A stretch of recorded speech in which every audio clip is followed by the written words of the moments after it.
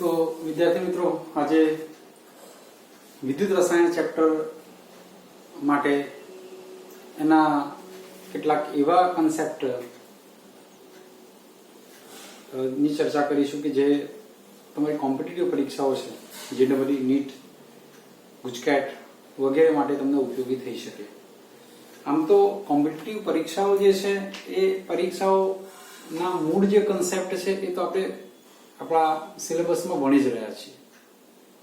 જો એ સિલેબસના જે કોન્સેપ્ટ છે, અને હવે તો આપણી જે બુક છે, ટેક્સ્ટ બુક છે ગુજરાત સ્ટેટ બોર્ડની, એ પણ જે NCERT ના પ્રમાણે જ છે. તો એવા સંજોગોમાં જો તમે આપણી જે ટેક્સ્ટ બુક છે એને પણ બહુ થોડી સરસ રીતે પ્રિપેર કરી છે અને કન્સેપ્ટ્સને સમજ્યા છો, એના જે સ્વાધ્યાયના અને બધા જે ન્યુમેરિકલ્સ છે, દાખલા છે વગેરે બધા બરાબર સારી રીતે કર્યા હોય, તો હું માનું છું ત્યાં સુધી તમે આ જે પરીક્ષાઓનો જે ફિયર છે, એક રીતે જોઈએ તો ફિયર જેને કહી શકાય, તો એ ફિયરમાંથી પણ તમે બહાર આવી શકો એમ છો. આ JEE, નીટ, આ બધી જે, અને એ સિવાય પણ ઘણી બધી કોમ્પિટિટિવ પરીક્ષાઓ છે. ઘણી બધી કોલેજીસ એવી પણ છે કે જે એમની કોલેજમાં જો તમારે એડમિશન જોઈતું હોય તો તમારે એમની પોતાની જે કોમ્પિટિટિવ એક્ઝામ હોય એ તમારે પાસ આઉટ કરવી પડે, રાઈટ. તમે NITs, IITs માટે પણ તમે જાણો છો કે JEE જેવી પરીક્ષાઓ એ બહુ જ અગત્યની છે. તો અગત્યનું અહીંયા એ બને છે કે કન્સેપ્ટ જે સમજ્યા છીએ એ જ છે, પણ એ જ કન્સેપ્ટને જો થોડો ટ્વિસ્ટ કરવામાં આવે, રાઈટ, તો તમારે હવે એના માટે લોજિક લગાવવું પડે છે. તો એ લોજિક તમે કેવી રીતે કરી શકો? તો એના માટે તમારે એની સમજણ બરાબર તમને હોવી જોઈએ અને સાથે વિચારવું પડે કે આ દાખલાને આપણે કેવી રીતે સોલ્વ કરી શકીએ.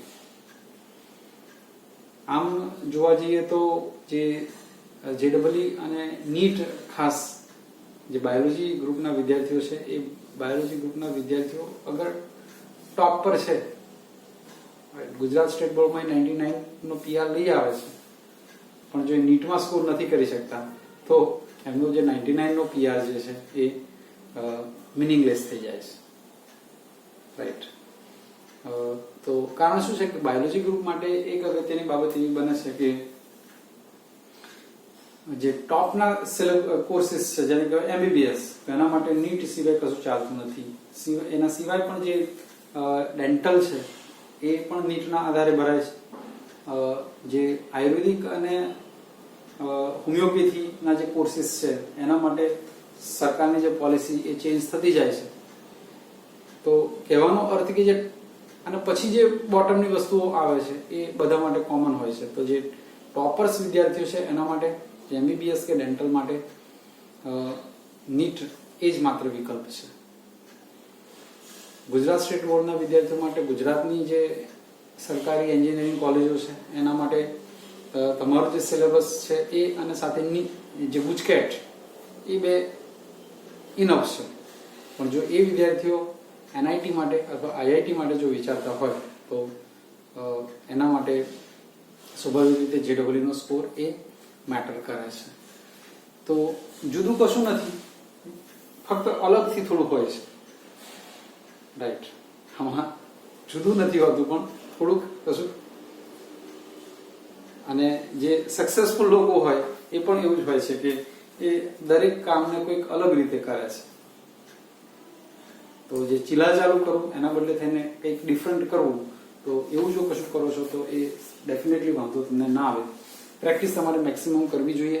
અને જો વિદ્યુત રસાયણ ચેપ્ટરની આપણે વાત કરીએ તો એ ચેપ્ટરમાં આજે આપણે થોડાક પ્રશ્નો જ ડિસ્કસ કરું છું. કોન્સેપ્ટ્સ ને બધું તો તમે સમજેલા જ છો ઓલરેડી. તમે અત્યારે થિયરી આપણે ભણીએ છીએ દરમિયાનમાં પણ સમજી રહ્યા છો. તો હું તમને જે JEE કે નીટની અંદર પૂછાયેલા પ્રશ્નો જ, અગાઉના વર્ષોમાં પૂછાયેલા પ્રશ્નો જ તમને સમજાવી રહ્યો છું. એટલે તમને પણ એક એવો આઈડિયા આવે કે આ એટલી બધી પણ ડિફિકલ્ટ વસ્તુ નથી, રાઈટ. જો તમે થોડી સરસ પ્રિપેરેશન કરી છે તો તમે ઘણા બધા પ્રશ્નો એવા હોય છે કે જે બિલકુલ સિલી પ્રશ્નો જેને કહી શકાય, તો બહુ સરળ પ્રશ્નો પણ ઘણી વખત તમારા એ પેપરમાં તમને જોવાના મળે. થોડુંક તમારે કંઈક લોજિક વિચારવું પડે. તો એવા જ સીધા પ્રશ્નો આપણે કેટલાક આજે ચર્ચા કરીશું અને એ પ્રશ્નોમાં એક જેડબલયુમાં પૂછેલો પ્રશ્ન છે અને એ ઓલરેડી આપણા સિલેબસમાં પણ છે અત્યારે.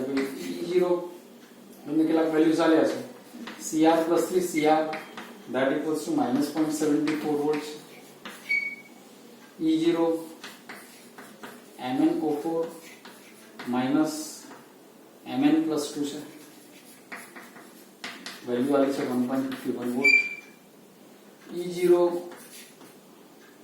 Cr2O7 -2 Cr+3 value is 1.33. નથી લખ્યું એનો મતલબ પ્લસ જ છે માનો. અને E0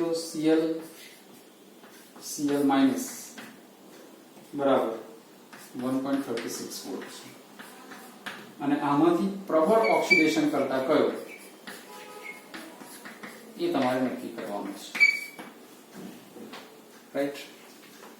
તો જ્યારે પણ અને આવો પ્રશ્ન આપણા પણ એક્ઝામમાં પણ પૂછાય છે અને જેડબલયુમાં પણ પૂછાયેલો પ્રશ્ન છે.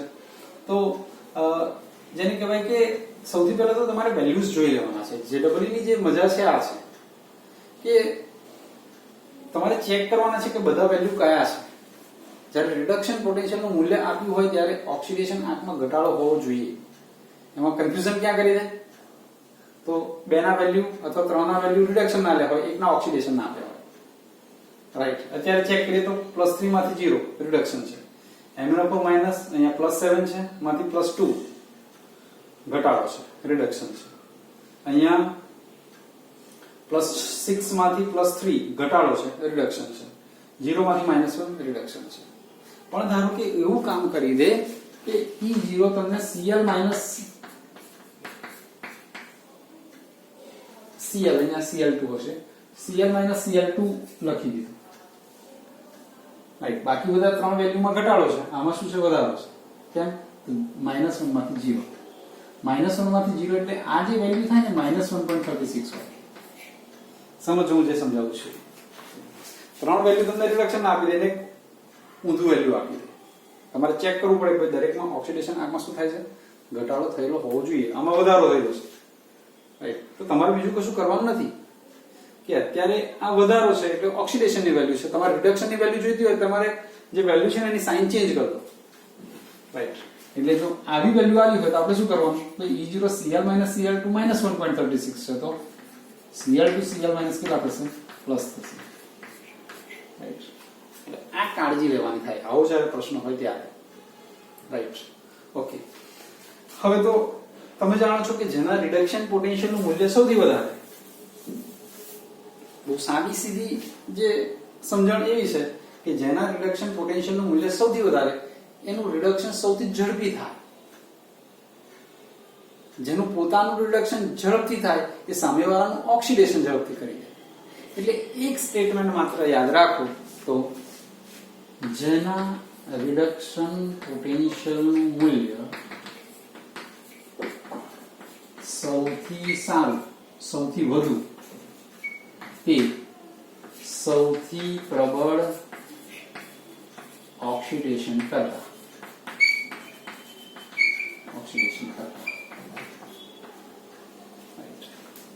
જેડબલયુમાં તમારે આ સમજેલા કન્સેપ્ટ એ બરોબર છે પણ સાથે સાથે કેટલીક બાબતોને ફેક્ટ યાદ રાખી દેવી પડે.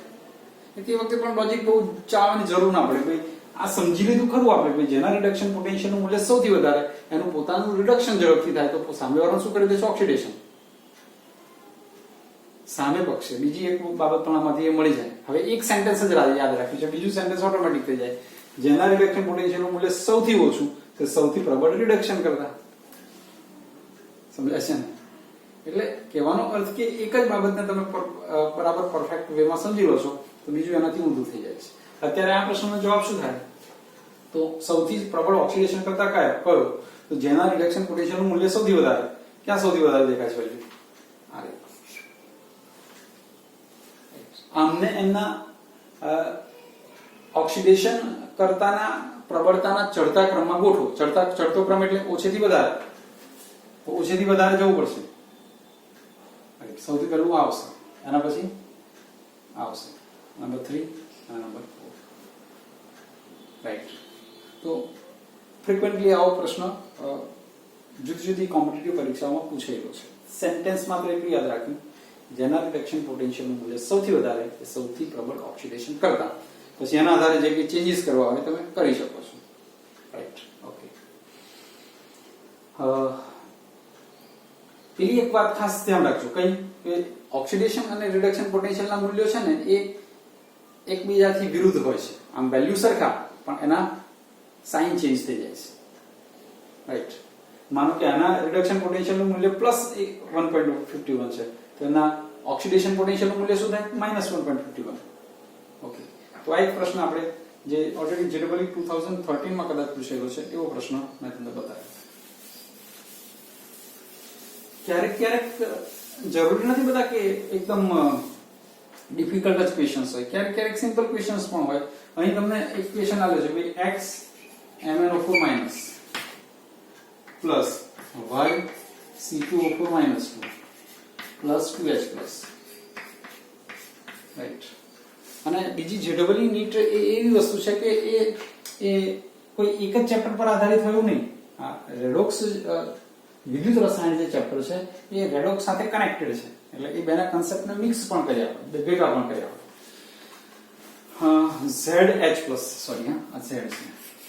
ZH+ gives x Mn+2 plus 2yCO2 plus Z/2H2O છે. x, y અને z ના મૂલ્યો કયા? x, y અને z ના મૂલ્યો કયા? હવે આ પ્રશ્ન માટે કામ શું કરશો તમે? તમને 4 ઓપ્શન આપ્યા છે. Option 1 is 5, 2 and 16. Option B is 2, 5, 8. C is 2, 5, 16. D 5 to 8. કરવાનું છે x, y, z બંને તરફ છે. તમારે કામ શું કરવાનું? ટ્રાયલ એન્ડ એરર કરીશું. ટ્રાયલ એન્ડ એરર એટલે શું?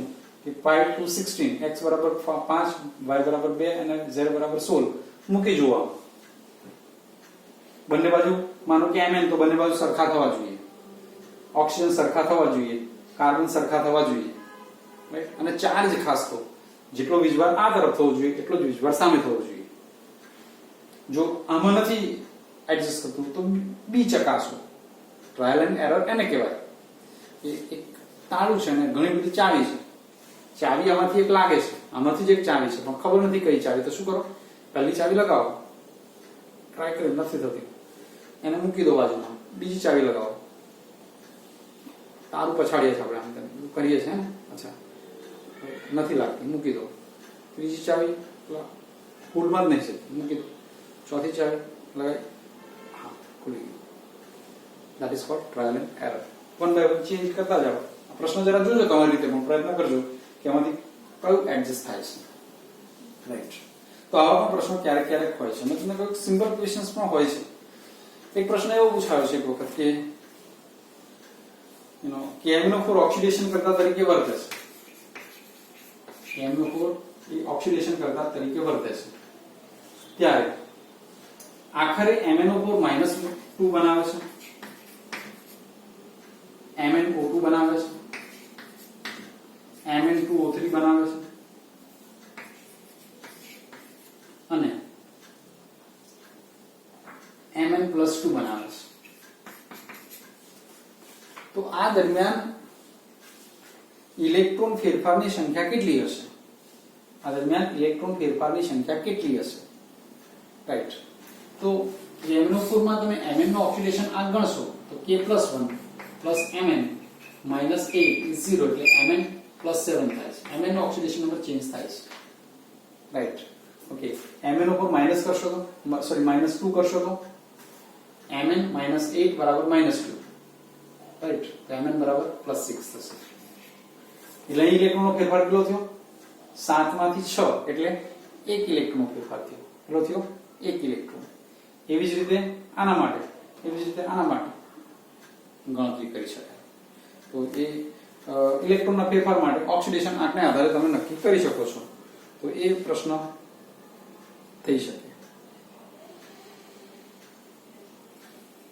એક પ્રશ્ન પૂછાયો છે નીટની એક્ઝામમાં અને એ છે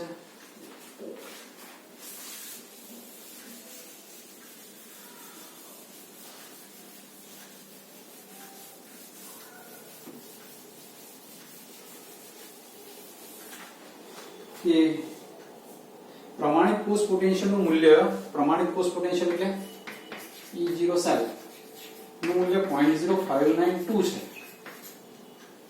તો સંતુલન અચળાંકનું મૂલ્ય કેટલું હશે? n બરાબર 2 આપ્યું છે.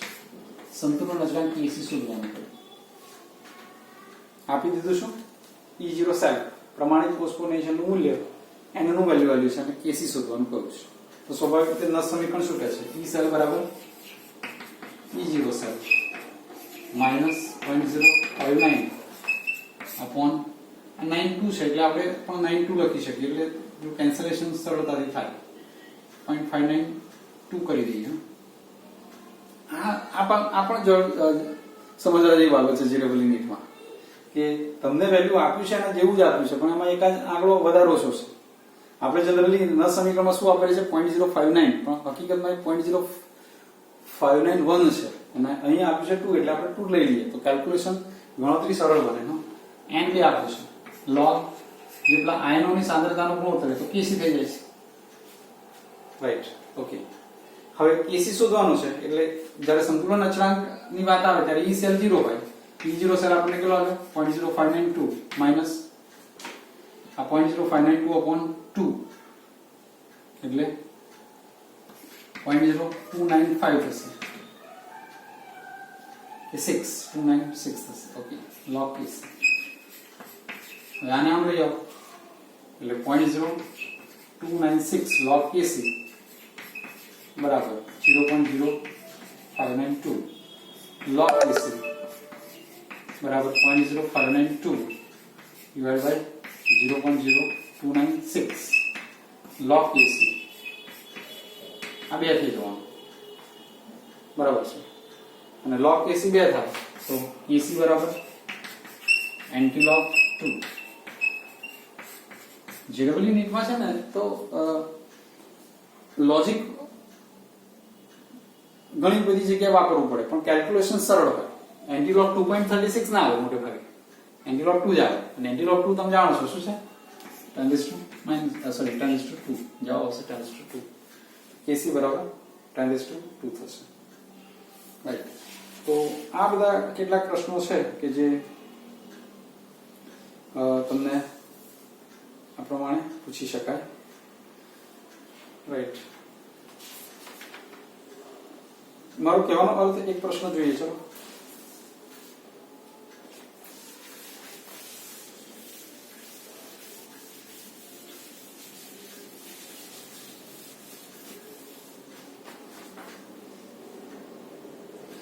કે Al+3 Cl - Cl2 Pt આ સેલ છે. આના માટે કયું નસ સમીકરણ સાચું છે? નસ સમીકરણની વાત લખી છે.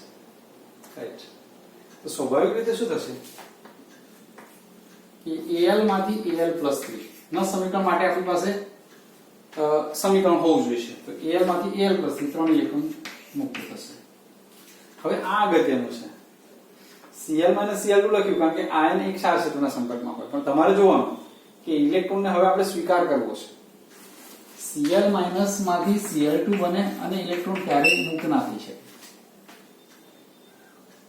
સોરી, હા, Cl- માંથી Cl2 બને અને ઇલેક્ટ્રોન મુક્ત થાય પણ ધારો કે ઊંધું જ તમે લખો છો કે Cl2 પ્લસ ઇલેક્ટ્રોન. આ જ સેલ જો આ તરફ હોય, રાઈટ, Pt Cl2 Cl- હોય તો કહેવાનો અર્થ કે તમારે એ જોવાનું છે કે જે ઇલેક્ટ્રોનનો ફેરફાર છે અને જે ચાર્જ છે એ પણ એડજસ્ટ થવો જોઈએ. તો અહીંયા શું થશે? Cl- Cl- આપશે Cl2 અને ઇલેક્ટ્રોન. હા, પણ જો તમારે રિડક્શન લખવું છે તો ઇલેક્ટ્રોનનો સ્વીકાર કરવો પડશે. મારો કહેવાનો અર્થ જ હતો કે આપણે લખવું છે કે ઇલેક્ટ્રોનનો સ્વીકાર થાય છે, રિડક્શન થાય છે તો Cl2 ઇલેક્ટ્રોનનો સ્વીકાર કરીને Cl- બનાવો. Cl- ઇલેક્ટ્રોનનો સ્વીકાર કરીને Cl2 Cl2 બનાવી શકે નહીં, કારણ કે આ બાજુ ચાર્જ માઇનસ થઈ જશે અને આ બાજુ 0 છે. એટલે મારો કહેવાનો અર્થ એ છે કે આપણે ઊંધું લખવું પડશે, Cl2 electron Cl minus. Balancing માટે અહીંયા હાફ લખીએ. ઓકે, હવે અહીંયા જે જવાબ આવે છે ને એમાં ઇલેક્ટ્રોન જે n ની વેલ્યુ છે 3 છે, એટલે આપણે 3 ના પ્રમાણે જવું પડશે. 3 છે એટલે આને 3 કરવું છે, અને 3 કરવા માટે શું કરશો? તો આને 3 કરવા માટે 3 ઇલેક્ટ્રોન મને જોઈએ છે. તો અહીંયા 3 થશે, અહીંયા 3 થશે, અહીંયા 3/2 થશે. રાઈટ. આખી પ્રક્રિયા Al પ્લસ 3/2 Cl2 માંથી Al plus 3 plus 3Cl minus n 3 થઈ ગયું. મસ્ત સમીકરણ. E સેલ બરાબર 0 cell minus 0.059 upon n log n 3 થશે log અંશમાં Al પ્લસ 3 ની સાંદ્રતા અને Cl માઇનસ ની સાંદ્રતાનો ઘન થશે. આ સહગુણક એ ઘાતમાં જાય છે અને છેદમાં કશું આવશે નહીં, કારણ શું છે? છેદ તરફમાં આયનો નથી. આ સમીકરણ બનશે. તો જો તમે ભૂલ શું કરી દો, જો તમે એવું લખી દો કે Cl minus plus electron Cl2, right, તો રોંગ થઈ જાય છે. એટલે તમારે એ પ્રક્રિયા જોવી પડે કે Al માંથી Al પ્લસ 3 અને 3 ઇલેક્ટ્રોન, તો 0 આ બાજુ ચાર્જ પ્લસ 3 અને માઇનસ 3 0 સરખો થવો જોઈએ. 0 છે એવું નહીં, +2 તો સામે +2, -2 તો સામે -2, અહીં -3 તો સામે -3 થાય છે. આ થાય છે. રાઈટ. તો આ કેટલાક પ્રશ્નો ડિસ્કસ કર્યા આપણે. ફરીથી એક વખત એની વાત મેં તમને એ કહી કે આમાં કશું જેને કહેવાય કે કન્સેપ્ટ એના એ જ છે, પણ થોડાક લોજિકલી જુદા આપણે વિચારવા પડે છે. બીજા કેટલાક પ્રશ્નો સાથે ફરી ક્યારેક મળીશું. અત્યારે અહીંયા અટકીએ છીએ. Thank you very much.